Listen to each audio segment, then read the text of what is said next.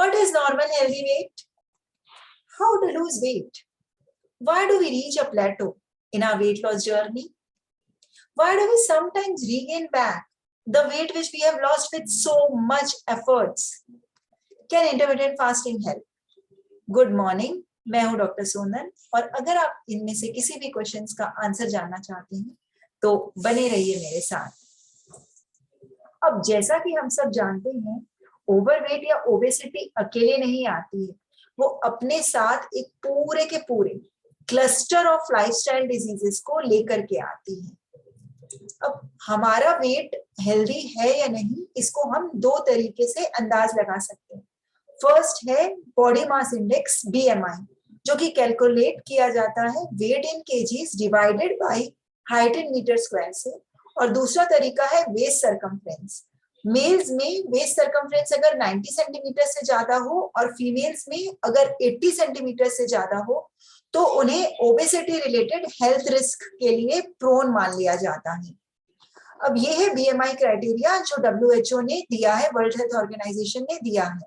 जैसा कि आप देख सकते हैं, साउथ एशियन पॉपुलेशन के लिए ये क्राइटेरिया स्ट्रिक्ट है as compare to other countries.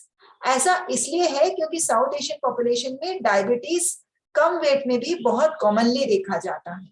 South Asia में आने वाली कंट्रीज हैं इंडिया, पाकिस्तान, श्रीलंका, बांग्लादेश, नेपाल। अब अगर हमें long term sustained weight loss का टारगेट अचीव करना है तो सबसे पहले हमें यह समझना होगा कि वेट गेन का कॉज क्या है, क्योंकि ये कंसेप्ट अगर हमारे दिमाग में रॉन्ग हुआ तो हमारे एफर्ट्स का पूरा डायरेक्शन ही गलत दिशा में जा सकता है। बहुत लोगों का ये मानना है कि अगर वेट लॉस करना है तो हमें कम कैलोरीज खानी चाहिए और ज्यादा से ज्यादा कैलोरीज बर्न आउट करनी चाहिए इन the form of exercise etcetera. Calories in minus calories out equals fat, ये जो इक्वेशन है इसका बेसिस था फर्स्ट लॉ ऑफ थर्मोडायनेमिक्स, जिसमें कि ये कहा गया है कि एनर्जी को हम क्रिएट भी नहीं कर सकते, डिस्ट्रॉय भी नहीं कर सकते। जो टोटल अमाउंट ऑफ एनर्जी है किसी भी क्लोज सिस्टम में वो हमेशा कांस्टेंट रहती है। This is first law of thermodynamics. तो इसी से आया ये इक्वेशन कि calories in minus calories out equals fat. तो क्या यही कॉज है वेट गेन का, यही रीजन है वेट गेन का? What if अगर किसी इंसान को फीवर हो और डॉक्टर ये कहे कि उसके फीवर का कारण ये है कि there is more heat energy coming in and less heat energy going out. Fever के कॉज में हम डॉक्टर से ये जानना चाहेंगे कि उसे मलेरिया है, टाइफाइड है, निमोनिया है, वायरल फीवर है, कोविड है, या इस टाइप का कोई और रीजन है क्या? तो क्या calories in minus calories out equals fat का जो इक्वेशन है वो वेट गेन के कॉज को सेटिस्फाई कर सकता है क्या? एक बात और, फर्स्ट लॉ ऑफ थर्मोडायनेमिक्स में ये कहा गया है कि total amount of energy in a close system remains constant, but human body तो क्लोज सिस्टम है ही नहीं। We are continuously giving it energy in the form of food and there is continuously energy coming out also in the form of stools, gas, heat etcetera. तो जब human body close system है ही नहीं तो क्या इसमें हम first law of thermodynamics से आया हुआ कैलोरीज इन कैलोरीज आउट का इक्वेशन लगा सकते हैं? आइए देखते हैं कुछ मेडिकल बुक्स का क्या कहना है। जॉसलिन्स डायबिटीज मेलाइटिस 2005, इस रेप्यूटेड मेडिकल बुक में ये कहना है कि reduction of caloric intake obesity की थेरेपी का कॉर्नरस्टोन है। एट द सेम टाइम इस बुक में ये भी एक्नॉलेज किया गया है कि from low calorie to very low calorie diets none of these approaches have any proven merit. वो ये कह रहे हैं कि प्रूवन मेरिट तो नहीं। हैंडबुक ऑफ ओबेसिटी 1998 में ये लिखा गया है कि reduction of energy intake weight reduction programs का बेसिस है, but at the same time again उसी बुक में ये भी लिखा हुआ है कि results of such diets are not long lasting.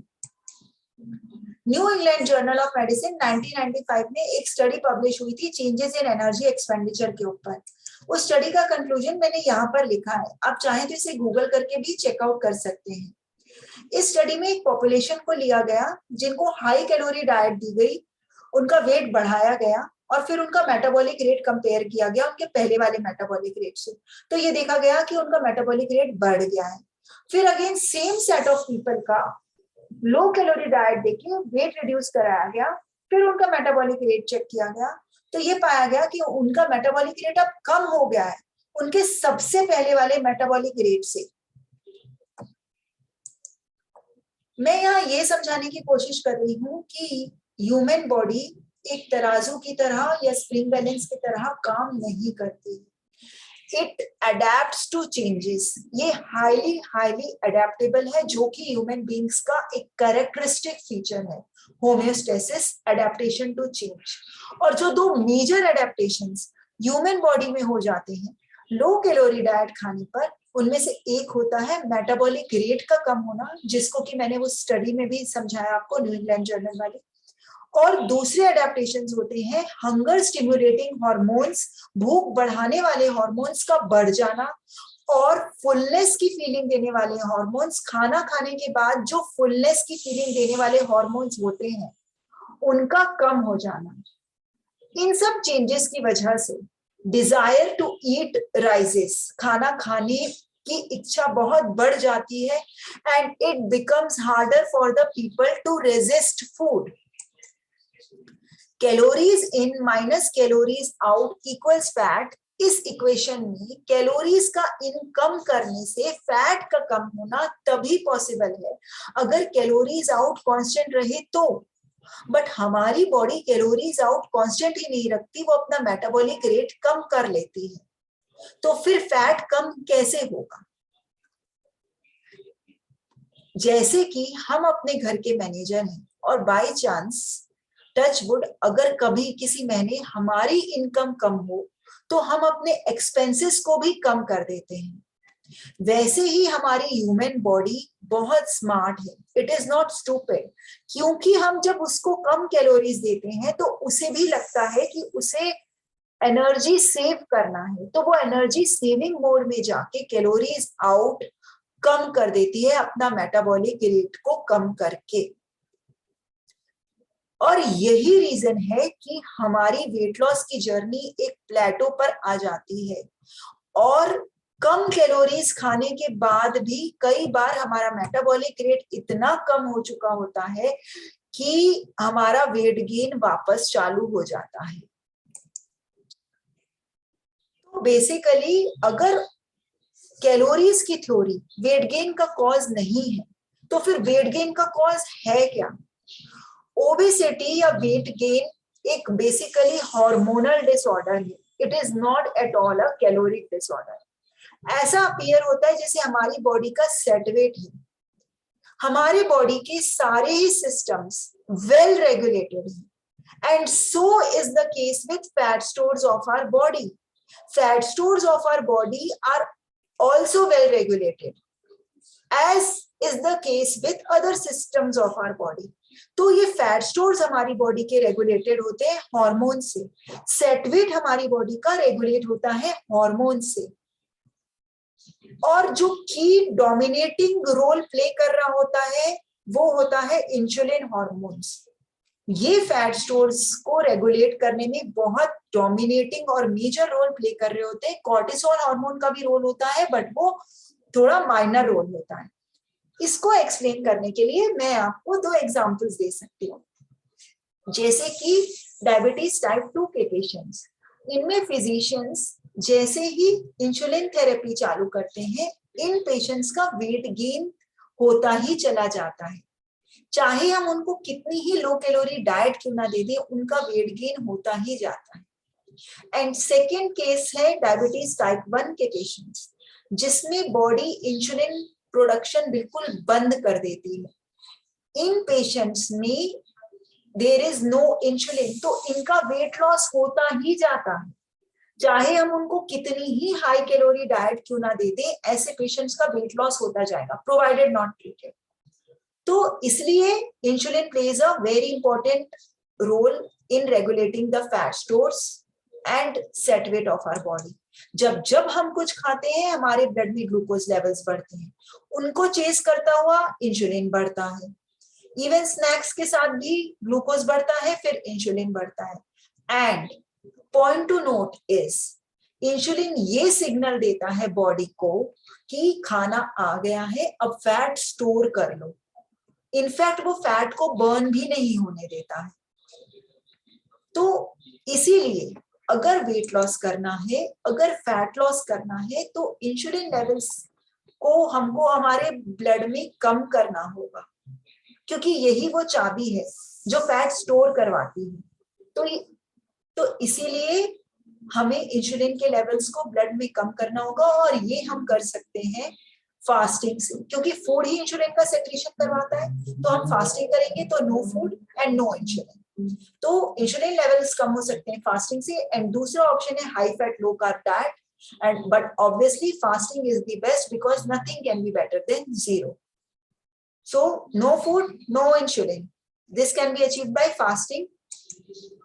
Fasting is the tried and tested and old is gold. आइए देखते हैं फास्टिंग ओल्ड इज गोल्ड के इसमें कैसे फिट होता है। पेलियोलिथिक टाइम्स में जब ह्यूमन बीइंग्स केवमैन होते थे, हंटर्स एंड गैदरर्स होते थे, तब फूड इजीली अवेलेबल नहीं था।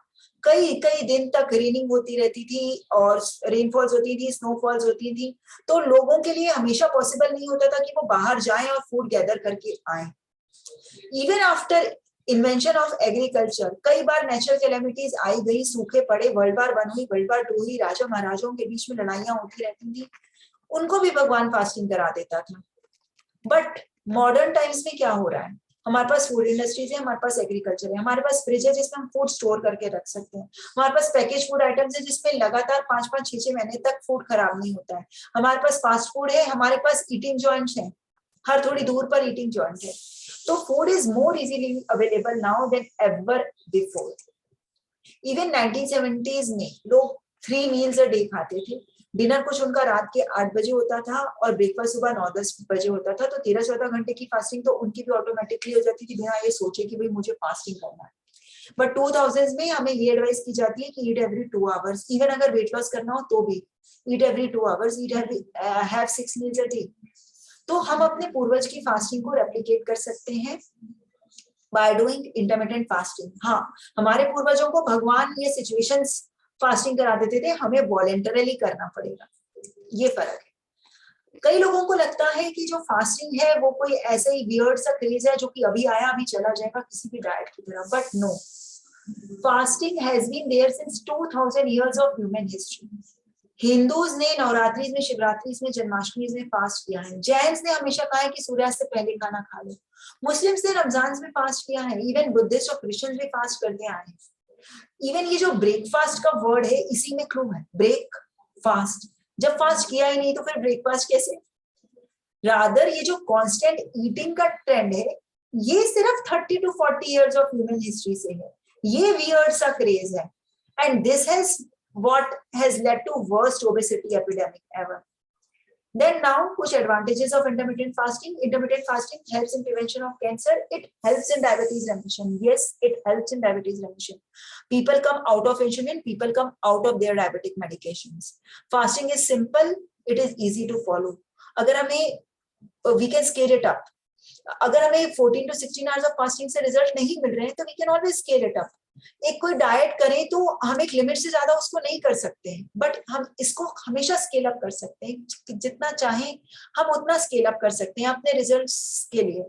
It is highly effective, most powerful way to lose weight, and then हम इसको किसी डाइट से कंबाइन भी कर सकते हैं, कीटो डाइट, पीटो डाइट, कोई भी डाइट के साथ हम इसको कंबाइन कर सकते हैं।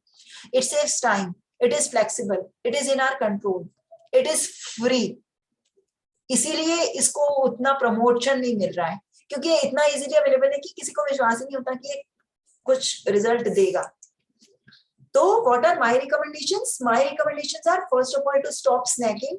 दूसरा, अगर किसी को वेट लॉस करना है तो वो अपनी first meal of the day को थोड़ा 1-2 घंटे से पोस्टपोन कर सकते हैं, अपनी last meal of the day को 1-2 घंटे से प्रीपोन कर सकते हैं, या फिर जैसा उनकी लाइफस्टाइल में एडजस्ट हो सकता है वो वैसा कर सकते हैं। It is flexible like I said. So let us try to incorporate at least 14 to 16 hours of fast a day, which gets fitted in our lifestyle, and let us try to have a low carb, high fat diet in our meals. So this is it, and if you like my video, do subscribe to my channel, and thank you for listening to me. See you. Bye for now.